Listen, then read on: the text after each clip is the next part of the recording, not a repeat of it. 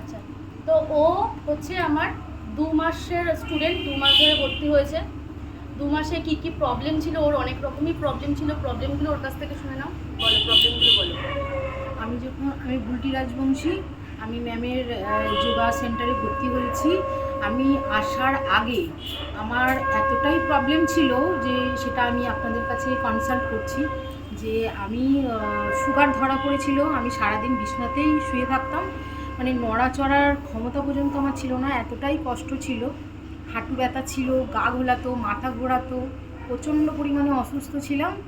আর যে আমার যে মনের ক্ষমতাটা সেটাও হারিয়ে গেছিলো। এখানে এসে আমি সবটাই ফিরে পেয়েছি। আর যেটা বললাম পিরিয়ডের যে সমস্যা, সেটা আমার ভীষণই সমস্যা ছিল। যেদিন থেকে আমার পিরিয়ড চালু হয়েছে, যেদিন থেকে শুরু হয়েছে আমার 14+, তখন থেকে আমার শুরু হয়েছে। শুরু হওয়ার প্রথম থেকেই আমার এতটাই পেন হতো যে আমি পাগলের মতো ছটফট করতাম। ডক্টরের কাছে না গেলে আমার ব্যথা কমতো না। এমনকি এত পেন হয়েছে যে আমাকে হসপিটালাইজ পর্যন্ত হতে হয়েছে। সেই জায়গা থেকে আমি রিমুভ হয়েছি। আমি অনেকটাই ভালো আছি, এখন সুস্থ আছি, এখন ঠিকঠাক আছি। তো 2 মাস ক্লাস করার রিভিউ সবাই শুনলে। এইভাবে যদি ও ক্লাস করতে থাকে প্রত্যেক দিন, তাহলে ও আরও বেটার হবে আশা করছি।